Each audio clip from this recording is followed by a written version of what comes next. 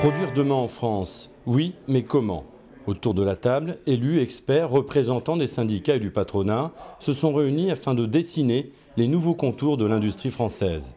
Ce qui est vraiment important, c'est plus une entreprise seule, c'est comment est-ce que l'entreprise est connectée à toutes les autres entreprises qui participent dans son secteur, qui peuvent l'aider, qui sont des sous-traitants, qui sont des donneurs d'ordre.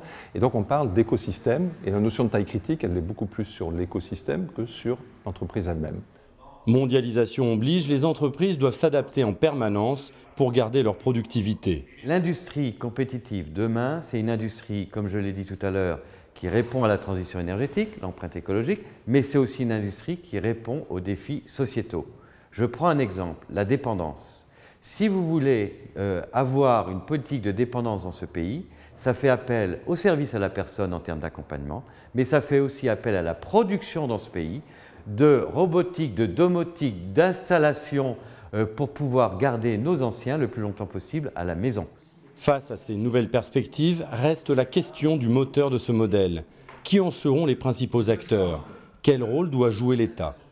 Les politiques publiques, que ce soit de financement des entreprises, que ce soit fiscal ou même d'ailleurs d'organisation du monde du travail, doivent absolument tenir compte de la spécificité des PME et des entreprises de taille intermédiaire et tout faire pour que ces entreprises-là soient protégées d'un rachat, d'un abandon ou d'un manque de financement, car ce sont elles qui dessineront la France de demain. La réussite future de ce modèle passe par la compétitivité dans des secteurs à fort potentiel.